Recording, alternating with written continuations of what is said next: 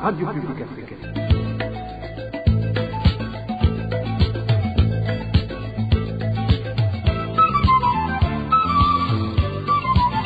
Radio Publique Africaine.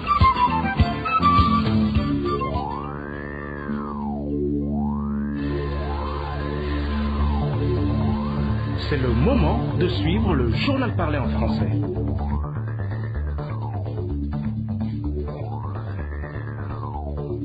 Les principaux titres pour commencer. Un réfugié burundais retrouvé mort dans le camp d'Onduta en Tanzanie. Son corps a été découvert avant-hier. Les détails, c'est dans quelques instants. Et le Burundi, suspecté d'être impliqué dans la fabrication et dans le commerce des stupéfiants. Nous vous parlerons tout à l'heure des correspondances du Centre international de contrôle des stupéfiants. Et pénurie d'eau potable dans la prison de Gitega depuis 2 jours. Les détenus craignent d'attraper des maladies. Et aujourd'hui, nous dressons le bilan d'une année au pouvoir d'Évariste Ndayishimiye dans le domaine de la coopération internationale. Voilà pour le sommaire de cette édition du 14 juin 2021. Le développement, c'est tout de suite.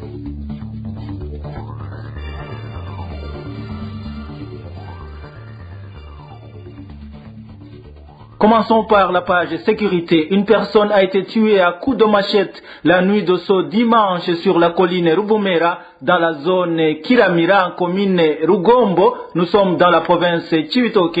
Le cambriolage serait à l'origine de cet assassinat. Les malfaiteurs ont même blessé la femme de la victime avant de s'éclipser. Le point avec Dani Claire et Latkoumva. La personne tuée dans la zone Kiramira s'appelait Gabriel Muzukundira, âgé de plus de 60 ans. Ses voisins affirment qu'elle a été tuée à coups de machette vers minuit. Les mêmes informations indiquent que ces malfaiteurs ont également blessé sa femme avant de partir, comme témoigne cet habitant.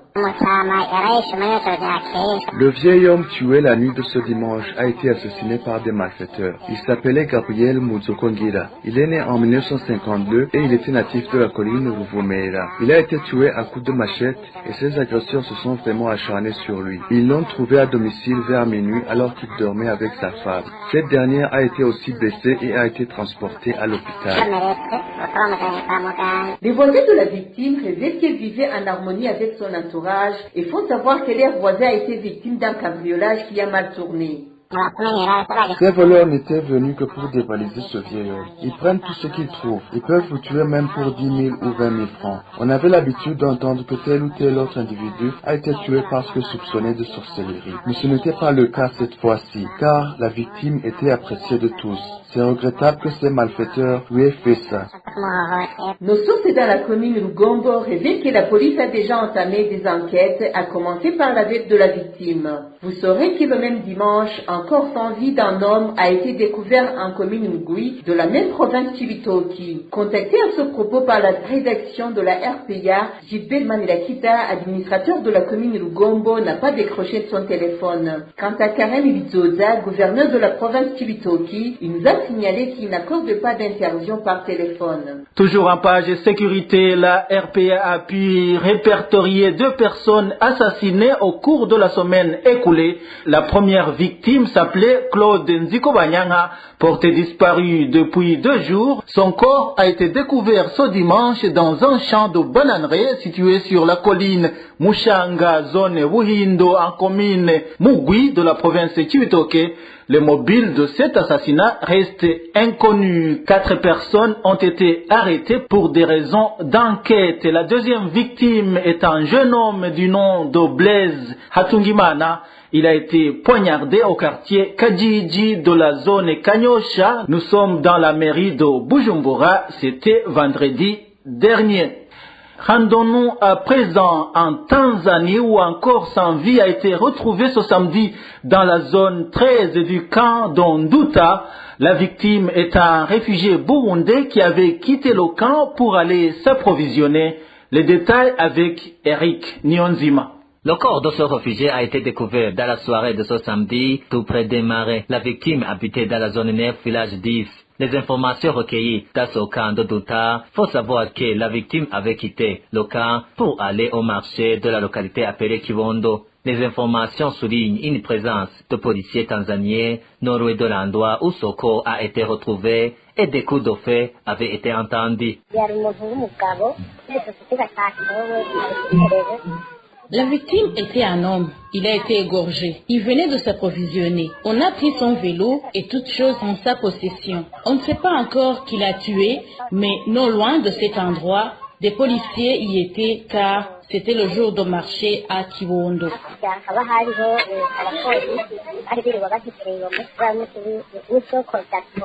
Selon toujours nos sources, les personnes qui sont passées dans cet endroit ce samedi ont eu des difficultés. Un autre réfugié conduisant une moto a essuyé des balles des policiers, révèlent nos sources. Les personnes qui étaient dans cet endroit étaient des policiers du service des renseignements. Ils attendaient ceux qui rentrent de Kibondo. La tâche n'a pas été facile à ceux qui ont emprunté le chemin de ce jour-là, surtout les mamans. Il y en a qui ont jeté tout ce dont ils possédaient. Il y a une autre personne qui conduisait une moto. Elle est revenue en courant, on lui a tiré des balles. Le climat était tendu ce samedi, des policiers attendaient les passants. Les réfugiés qui avaient fui ces policiers n'étaient encore tout retournés au camp jusque vers la fin de la journée de ce dimanche. Toujours en Tanzanie, après 3 jours de soulèvement et de perturbation des activités dans le camp de Nyarugusu, la situation semble se normaliser. Les réfugiés ont vaqué à leurs activités et la vie a repris son cours. Les détails avec Eloge Kwizera. Dans la soirée de ce dimanche, les chefs de secteur du camp de Nyarugusu ont fait du porte-à-porte pour demander aux réfugiés de mettre fin au soulèvement qu'ils ont entamé ce week-end. Et pour cause, ces chefs ont révélé avoir eu écho des informations faisant état d'un groupe de Monerakure envoyé pour semer le chaos dans ce cas, dans le but de pousser le gouvernement tanzanien à les renvoyer au pays pour perturbation de la sécurité. Nos sources à Nyarugusu font savoir que les réfugiés ont favorablement réagi à cette demande. Raison pour laquelle ils sont servis ce lundi et retour au calme. Selon ce réfugié burundais, même la vie a repris son cours normal. Dans la rue, la circulation est normale. Les réfugiés se rendent à différents travaux. Je peux dire par exemple ceux qui vont dans les activités champêtres à l'extérieur du camp, ceux qui se rendent à la recherche du bois, de chauffage, à vélo ou à pied, et même les élèves se préparent pour aller à l'école. En général, tout est normal. C'est comme si de rien n'était. Toutefois, les réfugiés de ce cas résistent et continuent à contester le nouveau responsable les imposer. Et ces réfugiés demandent aux chargés de la sécurité du BTK de renforcer la sécurité de leur ancien chef qui jure avoir le conduit lors des récentes élections, lequel est responsable n'a toujours pas regagné son domicile car craignant pour sa sécurité. Restons en Tanzanie pour parler de ces plus de 500 Burundais qui ont été appréhendés par la police de migration durant les 10 premiers jours de ce mois de juin. Ils ont été arrêtés lors des rafles qui visaient les irréguliers, des rafles qui ont été menées en province de Kigoma et Geita. La police tanzanienne annonce que la plupart de ces Burundais étaient à la quête du travail. Le point avec Elvis Nyongongere.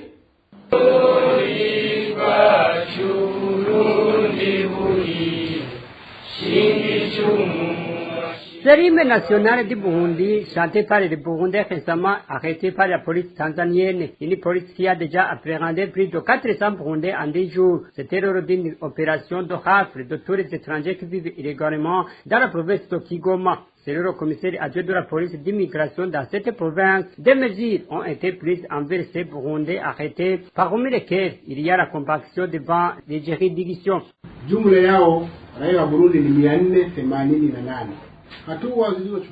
Les Burundais qui ont été appréhendés sont au nombre de 488. Parmi eux, il y a ceux qui ont été traduits en justice, d'autres ont été remis au HCR. Et on a aussi qui ont été libérés et autorisés à résider ici. Mais pour certains, les enquêtes sont toujours en cours. Dans la province d'Ogueitan, 63 Burundais ont également été appréhendés, comme l'indique Emmanuel Christophe, le commissaire adjoint de la police d'immigration dans la dite province. Selon lui, beaucoup d'entre eux étaient venus chercher du travail et séjournent dans ce pays sans aucun permis relatif. Ils sont venus ici chercher du travail, mais le problème est qu'ils n'ont pas voulu se conformer à la loi régissant la migration. Certains ont été appréhendés dans les champs, les autres dans des villes où ils prestent dans le transport des gens par vélo. Ces gens viennent ici sur invitation des Tanzaniens. Je voudrais alors conseiller à ces étrangers de demander la permission de résider ici en bonne et due forme au lieu de toujours vivre cachés.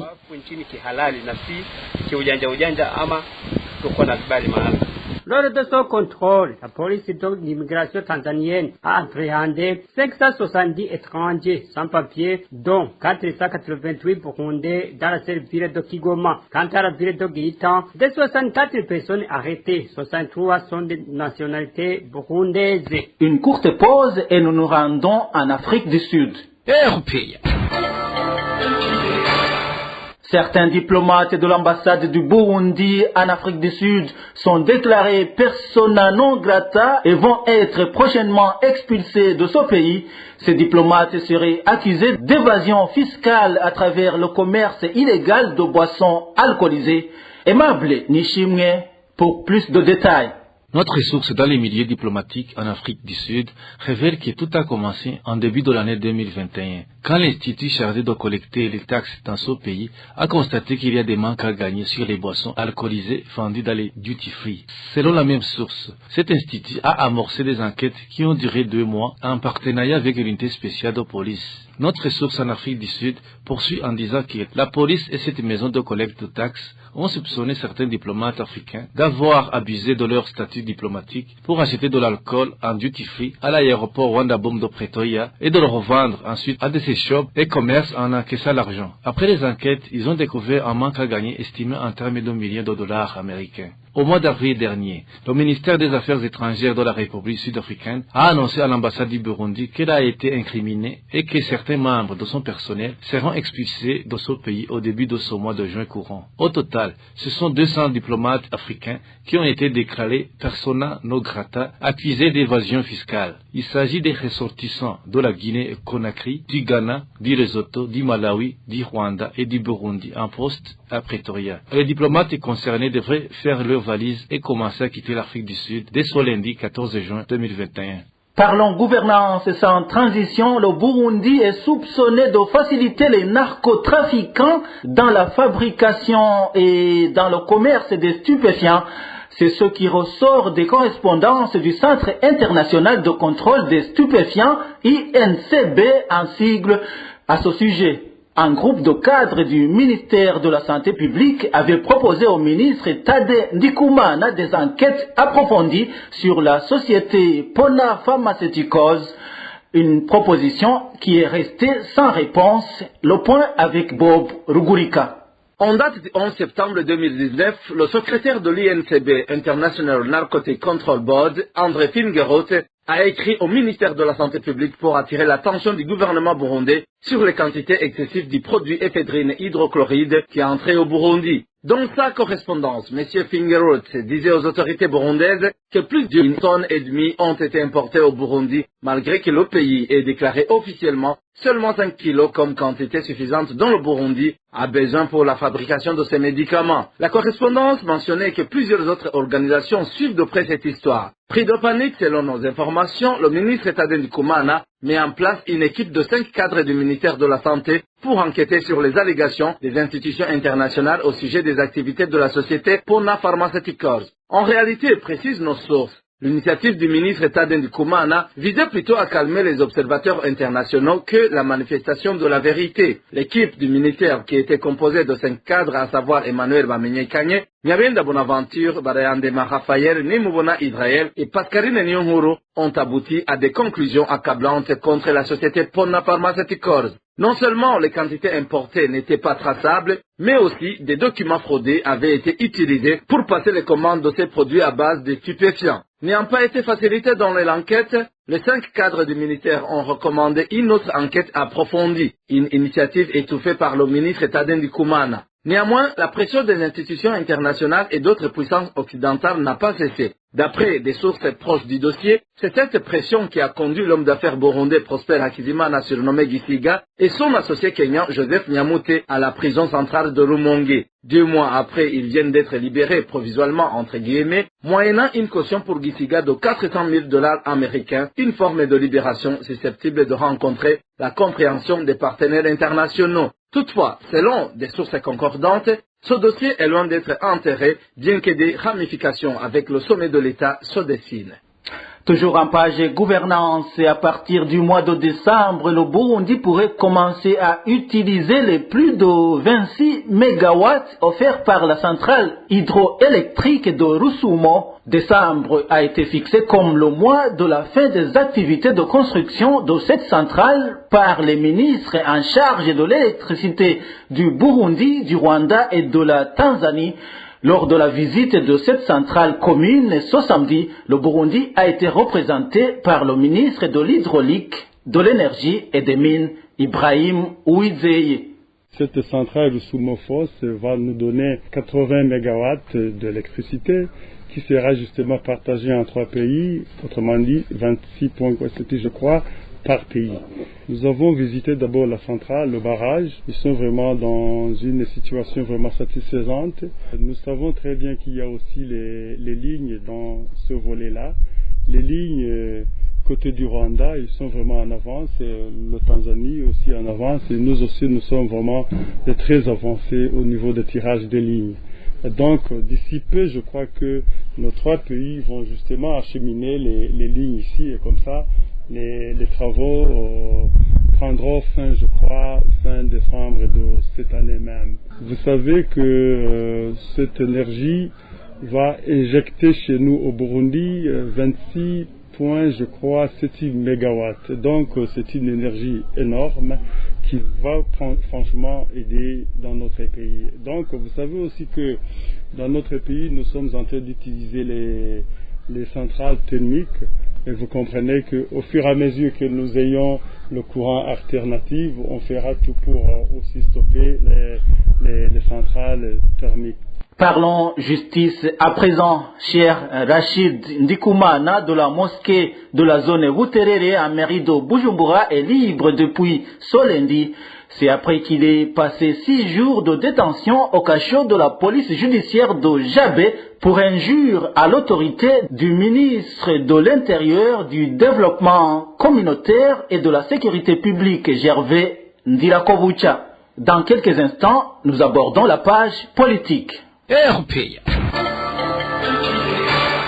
Le non-respect de l'article de la Constitution exigeant aux hauts dirigeants du pays la déclaration de leurs biens à l'entrée en fonction est un acte de haute trahison de la part du président de la République.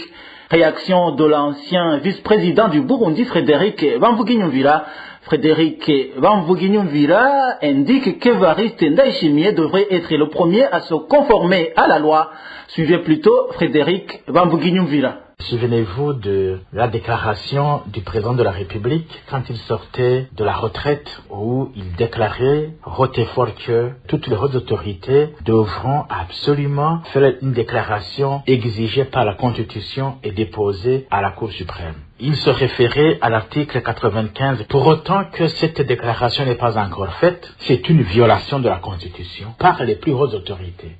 Et la première, c'est le président de la République. Quand un président de la République viole la Constitution, alors qu'il a prêté serment sur cette Constitution et qu'il a promis de la respecter, il s'est engagé à la respecter, ça veut dire que ça devient une haute trahison. Parce que même si c'est lui qui la promulgue, il ne peut pas être au-dessus de la loi. Il doit être en deçà de la loi. Ça, c'est une obligation. Si on veut absolument que nous ayons un état de droit. Maintenant, la défense, quelques 2 semaines après, il s'est dédouané en disant « Non, c'est impossible parce que nous avons beaucoup de choses, on ne peut pas les comptabiliser, on n'aurait pas assez de temps. Et en plus, les propriétés de quelqu'un, les biens de quelqu'un, c'est une propriété privée. » Mais oui, mais et pourquoi l'avoir mis dans la Constitution? Ne savait-il pas qu'un bien personnel est une propriété privée? Pourquoi le voir maintenant? Pour autant que cette Constitution a été écrite, ils doivent la respecter à la lettre. Et nous y tenons.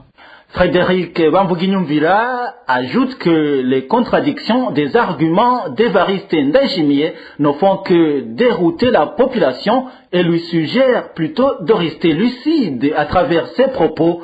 Encore une fois, l'ancien vice-président Frédéric Bamvuginyumvira.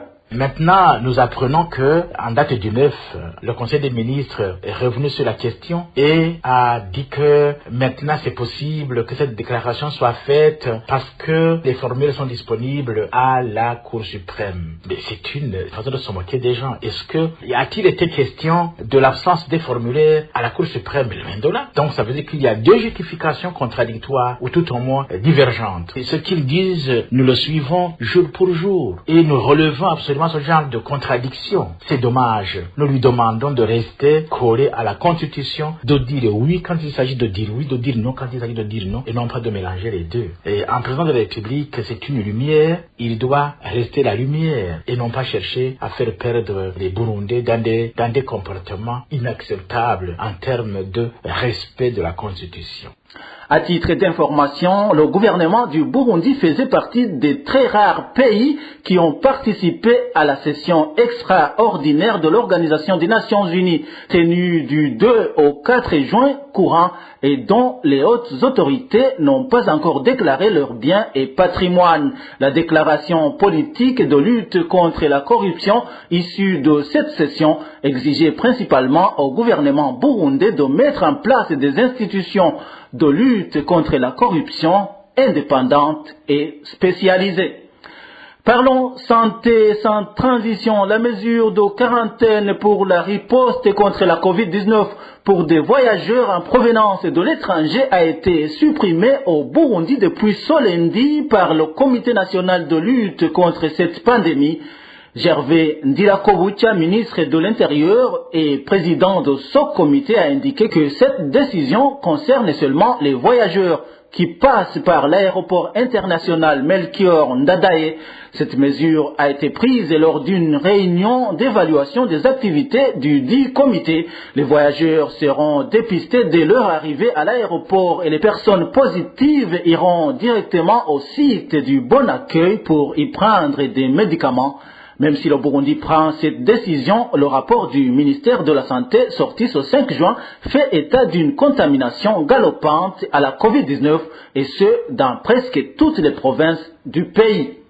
Et je vous le disais en titre, il y a pénurie d'eau potable dans la prison de Gitega depuis 2 jours.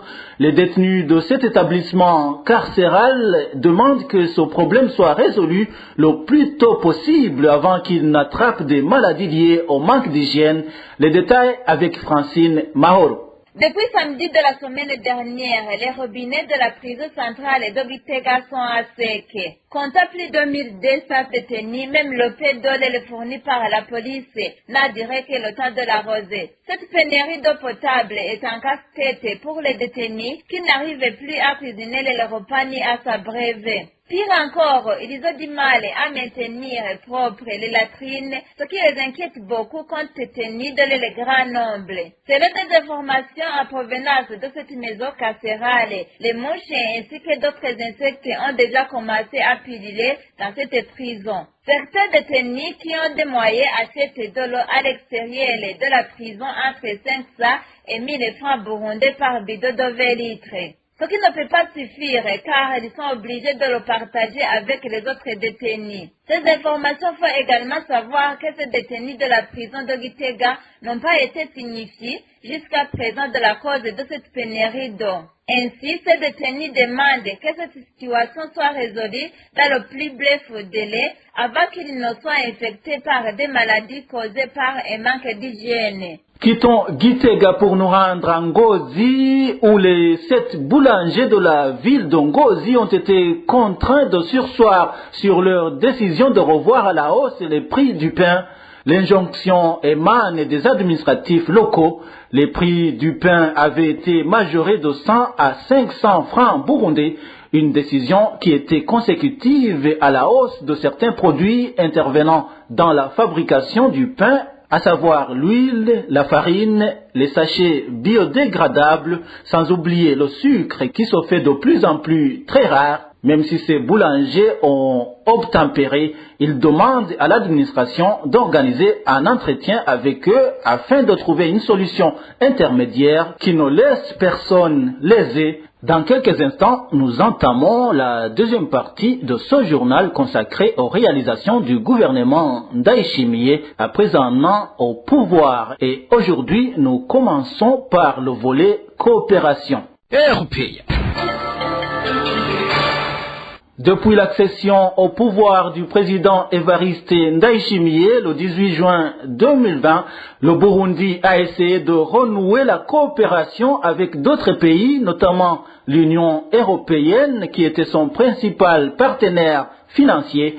Le pays semble également vouloir normaliser ses relations avec les pays de la sous-région, y compris le Rwanda voisin, des relations qui ont été rompues depuis 2015 et quand l'ancien président Pierre Nkurunziza a brigué un troisième mandat contesté.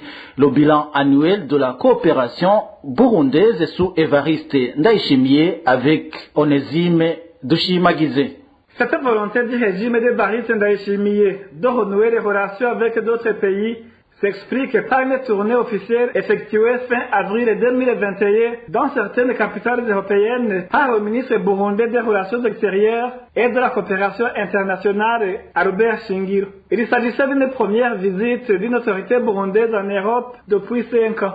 Sous Evariste Ndayishimiye, le Burundi semble également vouloir normaliser ses relations avec le Rwanda voisin. Des rencontres entre des responsables militaires et des ministres des relations extérieures de deux pays ont eu lieu pour tenter de renouer les relations rompues depuis 2015.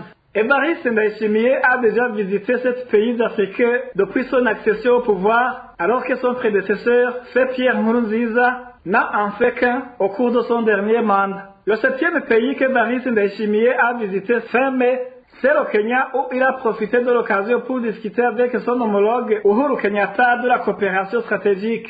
Cette nouvelle posture séduit manifestement les puissances occidentales qui, le 4 décembre 2020, ont décidé de retirer le Burundi de l'agenda du Conseil de sécurité des Nations Unies. L'institution onusienne a fait valoir dans un rapport qu'il y a une amélioration de la situation sécuritaire au Burundi. Elle a estimé également que les élections qui ont eu lieu en 2020 ont été globalement pacifiques et ont marqué une nouvelle phase.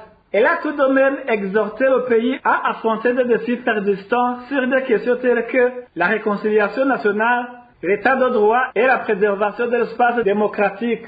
L'Union africaine a à son tour décidé de mettre fin au mandat de mission d'observateur des droits de l'homme et d'experts militaires au Burundi le 31 mai 2021, en conformité avec les règles et règlements administratifs de l'Union africaine. Elle a ainsi retiré elle aussi le Burundi de l'ordre du jour du Conseil de sécurité de cette organisation. Le 31 mai 2021, l'envoyé spécial du secrétaire général de l'ONU au Burundi a quitté Bujumbura, conformément à la volonté du gouvernement burundais, qui avait décidé la fermeture de son bureau le 31 décembre 2020. Ce bureau avait été créé en 2016 au plus fort de la crise née de la décision de l'ancien président Pierre Nkurunziza de briguer un troisième mandat jugé illégal. En réalité, le climat politique interne au Burundi est encore loin de se décrisper des proches des organisations de défense des droits humains. Voilà, c'est par ici que nous mettons un point final au journal du 14 juin 2021. Merci à toute l'équipe rédactionnelle et à l'équipe technique. Merci également à vous tous qui nous avez suivis. Emilien Wasumba, j'étais à la présentation. Au revoir.